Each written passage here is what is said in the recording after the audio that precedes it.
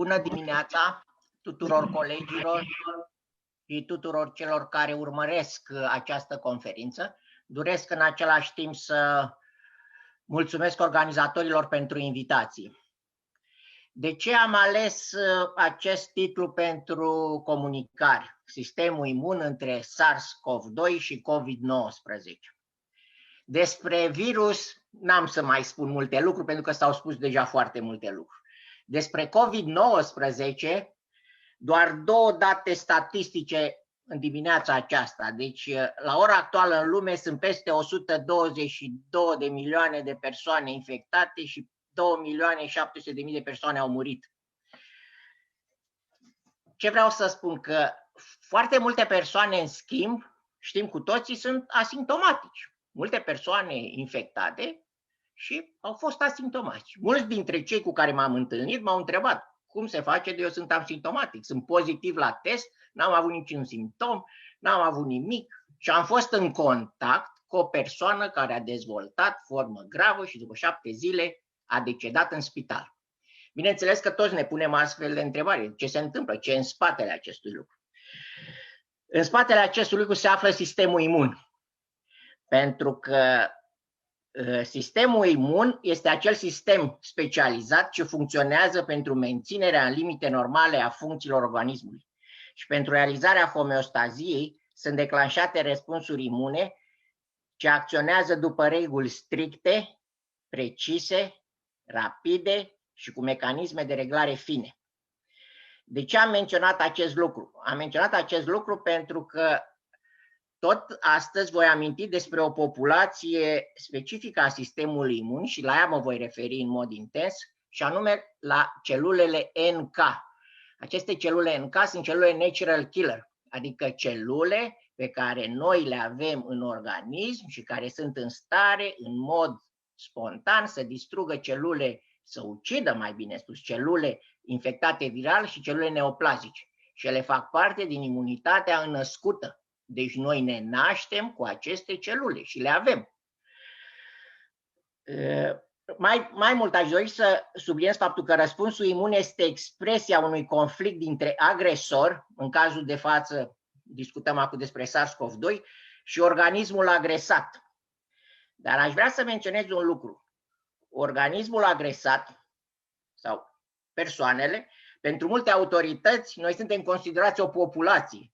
Dar, în fapt, din punct de vedere medical, noi suntem persoane unice. Fiecare dintre noi suntem o persoană unică și acest lucru poate fi dovedit, așa cum avem un CNP, un cod numeric personal, așa avem și un complex major de histocompatibilitate care codifică molecule pe suprafața celulelor de clasa 1 și de clasa 2, n-am să intru în detalii, dar aceste molecule dau unicitate.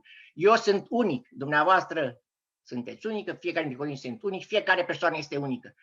Acest lucru pare frumos, suntem unici, sună foarte frumos să fii unic, dar în spatele acestei unicități stă faptul că eu, dacă doresc să dau copiilor mei, familiei, mamei, fratelui, celule imune, nu pot să le dau, vor fi respinse. De la o persoană la alta, aceste celule nu pot fi primite, deci sunt numai ale mele și vor fi folosite numai pentru mine. Deci avantaje și dezavantaje, cum totdeauna există în viața noastră. Acum, imunitatea despre care spuneam noi că o avem este o imunitate născută și o imunitate dobândită. Deci sunt două brațe, care ele funcționează împreună, dar într-un fel putem să spunem și să amintim câteva caracteristici. Imunitatea născută. În cadrul acestei imunități, răspunsul la antigen este independent de antigen. Deci nu contează câte antigeni sunt în corpul nostru, imunitatea născută se declanșează. Răspunsul este imediat, în câteva minute. Nu se așteaptă ca la dezvoltare de anticorpi o săptămână, 2, 3 până se dezvoltă anticorpi. În cazul imunității născute, imunitatea este în câteva ore, minute, chiar și ore. Iar la sfârșit am să încerc, pentru cei care sunt mai puțin familiarizați cu imunologia, să dau un exemplu ce înseamnă asta. Imunitatea născută este lipsită de memorie. Nu are memorie, nu are nevoie de memorie. Și este conservată filogenetic și este prezentă la toate organismele pluricelulare. În timp ce imunitatea dobândită, cea specifică, are un răspuns dependent de antigen, prezintă memorie imunologică și este prezentă la toate vertebratele.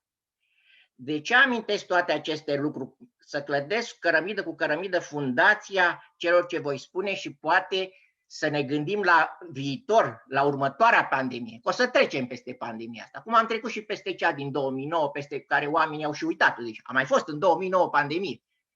Am pornit la fel de speriați ca la aceasta, dar am terminat nesperiați poate sau am și uitat de ea, pentru că așa e firea umană, să uite repede lucruri. N-a fost, cât ce sunt, decât 11 ani în urmă. Dar va mai veni una. Dacă luăm aminte de tot ce vorbim noi astăzi, poate vom fi pregătiți mai bine la următoarea pandemie. Ce vreau să amintesc acum despre imunitatea născută? Imunitatea născută la rândul ei poate fi împărțită în două. Imunitate umorală, adică moleculele sunt implicate în apărarea organismului, cum au amintit interferon, complement și imunitate mediată celular, cea de-a doua ramură. Monocite, macrofage, granulocite au fost amintite, iar eu voi vorbi astăzi mai mult despre celule NK. Imunitatea dobândită, la rândul ei, poate fi și ea împărțită în imunitate umorală, adică anticorpi. Aici discutăm de anticorpi, de molecule specifice, nu mai sunt acele molecule nespecifice, și imunitate mediată celular, ce este asigurată de limfocitele T și B. Limfocitele B sintetizează imunoglobuline, limfocitele T sunt cele în categorie subclase, helper, ajutătoare, T citotoxice, așa cum le-a amintit domnul profesor Virgil Păunescu. Dar dacă am fost atenți la ce am spus eu până acum, observați diferența imunitate născută, imunitate dobândită. Ele, într-un fel, conlucrează. Nu sunt chiar, nu există o linie care se trage între imunitate născută și imunitate dobândită. Dar ați urmări particularități. Există unele particularități ale imunității născute și imunității dobândite. Și acum vin la acele celule despre care am spus că voi vorbi astăzi și care stau poate în spatele acestei situații de infectați asimptomatici, celule NK. În mare parte, aceste celule NK sunt responsabile de această imunitate născută, deci ele ne apără în mod constant. Dar ca să putem spune ceva despre ele, noi trebuie să urmărim numărul lor în organism și funcționalitatea lor. Astăzi există teste prin care putem spune ce număr de celule NK avem și care este funcționalitatea lor. Eu, de exemplu, acum 15-20 de ani, prin flow cytometrie, am încercat și am 17%. Am un număr de celule NK, pot să dau și la alții, dar din nefericire v-am spus, nu pot să dau la alții. Mi-aș dori să dau la alte persoane, dar vor fi respinse. Nu pot să dau celule NK la alte persoane. Ce sunt aceste celule NK sau natural killer, deci ucigătoare în mod spontan? Așa cum am spus, sunt celule care ucid o celulă infectată viral, imediat o ucid, și ucid de asemenea celule maligne. Ele sunt o categorie de limfocite, sunt în categoria limfocitelor mari cu granulații intracitoplasmatice. Ele sunt limfocite citotoxice, cu rol critic în imunitatea născută.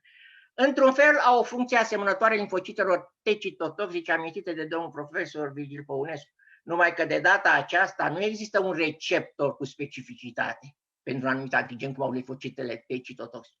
Celula NK se duce, vede o celulă infectată cu virus hepatic, o ucide. Vede una infectată cu virus gripal, o ucide. Vede una, nu ține cont de ce e infectat. Păi ce a infectat, ea se duce și o omoară. Aceste celule NK sunt unice, așa cum am spus, pentru că fiecare dintre noi suntem unici. Și au o capacitate de a recunoaște și ucide celule infectate sau transformate malign în absența anticorpilor și moleculelor complexului major de histocompatibilitate. Deci pot ucide în absența anticorpilor. Acum, ele au fost identificate și pot fi foarte ușor de identificat pentru că au un marker de suprafață. Au pe suprafața lor ceva. Este markerul CD56 și le lipsește markerul limfocitelor T, CD3. Ele pot fi numărate, pot fi cuantificate. Există și un test care determină capacitatea funcțională, pentru că anumite persoane pot să aibă 10 celule NK care ridică haltere de 100 de kilograme sau pot să aibă 1000 de celule NK, dar nu ridică nici 100 de grame. Deci depinde și care este funcția acestor celule. Ele iau naștere în măduvă, timus, ganglion limfatici, splină, amigdală. Acum, în cadrul infecției virale și chiar în cadrul nostru a fost observat în cadrul COVID-ului că numărul acestor celule NK scade. Probabil pentru că ele se cantonează, se duc către locurile de infecție și numărul acestor celule scade. Și dacă am fost cu toții atenți mai devreme, profesorul Ștefan Constantinescu a spus că în anumite infecții este observat granulocite, celulele aparțin sistemului imun se duc către locul de infecție, se consumă și măduva aruncă celule noi, dânsul a spus asta, n-am spus eu și e adevărat ce a spus, aruncă celule noi către locul de infecție. Ce înseamnă asta? Asta înseamnă că sistemul imun, care de fapt este armata organismului, așa cum o țară are o armată, și dacă are armată puternică, e bine apărată. Nu are armată puternică, nu e bine apărată. La fel, sistemul imun, dacă consumă ostașii, soldații, militari în vârstă, antrenați într-o luptă, ce face orice armată? Ce a făcut de atâtea ori și va face și în continuare. Scoate la armată sub 18 ani. Adică nu mai e toți cei care normal trebuie, care au 18 ani să meargă să se înroleze. Și ea la 17 ani, 16 ani, 15 ani, 14 ani și duce. Sunt aceștia apți de luptă? Sunt ei antrenați? Nu. Sunt celule liberate de măduvă, dezvoltate, maturate să facă față? Nu. Dar ele se duc acolo, infiltrează țesutul de infectate și fac mai rău, că întăresc inflamația la locul respectiv. Deci, cu alte cuvinte, tocmai aceste celule distrug.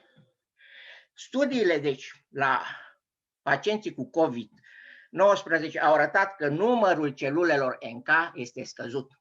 Deci acești pacienți au numărul celulelor NK scăzut și mai mult decât atât, așa cum a spus doamna academician Maia Simionescu, există o furtună a citochinelor. Există o eliberare imensă de citochine. Câteodată noi chiar vedem că aceste citochine chiar fac mult rău, deși citochinele, ele ne-au fost date ca să regleze mecanismele imunitare, ele au fost date ca să ajute sistemul imun, celular și așa mai departe. Dar cei prea mult strică. Este exact ca pe vremea, nu mai știu câți dintre noi mai știu ce era mașina Dacia 1100 și 300 cu carburator care trebuia să tragi șocul. Trăgeai șocul iarna ca să pornești mașina, pornea că îi dădeai mai multă benzină, dar dacă uitai șocul tras, se neca. Era prea multă și mașina se neca. Deci iarăși ce este prea mult. Da, lucrul ăsta știu numai cei care au mai folosit acum cu mașinile astea noi nu se mai știe ce-i șocul. Dar ceva asemănător se întâmplă și cu...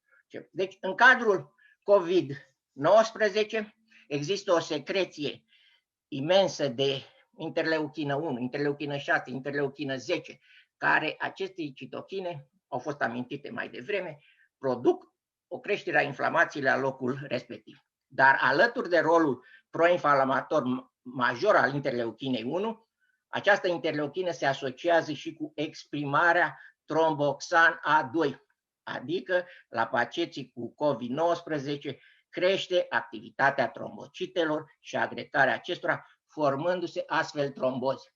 Ăsta este un mecanism pentru care s-a amintit de multe ori trombozele la pacienții cu COVID-19, trombozele la pacienții cu COVID-19. Alături de această imunitate născută pe care, repet, noi nu putem prea mult șlefui în timpul vieții. Ne naștem cu ea și mergem toată viața cu această imunitate născută. Dar avem partea a doua, imunitatea dobândită, pe care o putem ajuta prin vaccinare sau prin trecere prin boală. De aceea vaccinurile sunt importante. Ceea ce câteodată nu putem acoperi cu imunitatea născută, este bine să acoperim cu imunitatea dobândită, adică cu vaccinarea, cu formarea limfocitelor citotoxice, care să sprijine întregul sistem imun. Pentru că eu chiar dacă am discutat acum imunitate născută, imunitate dobândită, revin, ele totuși lucrează împreună, dar cu specificități diferite. Și acum am să încerc să închei cu un exemplu, pentru că sunt convins că mulți urmăresc această conferință și dacă tot am spus câte ceva despre celula NK, multă lume știe că o imagine face mai mult decât 1000 de cuvinte. Și eu cred că acum ce voi arăta, sper să facă mai mult decât 1000 de cuvinte. Și am aici de față, sper că se va vedea, asta e o celulă NK, cu galben, scrie NK, da, pentru T, și aceasta e o celulă infectată cu SARS. Și aceasta e o celulă normală, o celulă epitelială, normal. Dacă celula NK întâlnește o celulă epitelială normală, o lasă în pace, se duce, nu-i face nimic, pleacă. Dacă, în schimb, celula NK ia contact membrană la membrană cu celula, deci NK-ul cu celula infectată SARS, au ucis-o în mai puțin de un minut. Cineva o să zică acum, oare e adevărat așa ceva?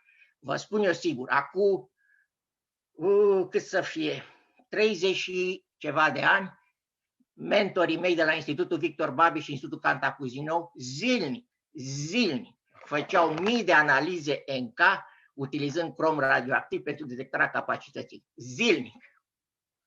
Acum nu se mai face așa de mult, unul din motive fiind cromul radioactiv se folosea așa cu toate măsurile, crom radioactiv, substanțe radioactive, protecție cu substanțe, trebuie să ții cel puțin 100 de aprobări pentru a folosi într-un laborator. Deși sunt surse deschise, e drept, dar cantitățile sunt infime. Mă rog, am dat numai un exemplu și tot ce am spus în speranța că vom trece cu bine și vom trece cu bine de această pandemie, sunt sigur, din moment ce a început vaccinarea se va desfășura, dar trebuie să ne gândim foarte atent ce vom face la următoarea pandemie, cum vom fi pregătiți și ce moștenire lăsăm celor care vin după noi. Eu vă mulțumesc pentru atenție și sper că m-am încadrat în timpul acordat.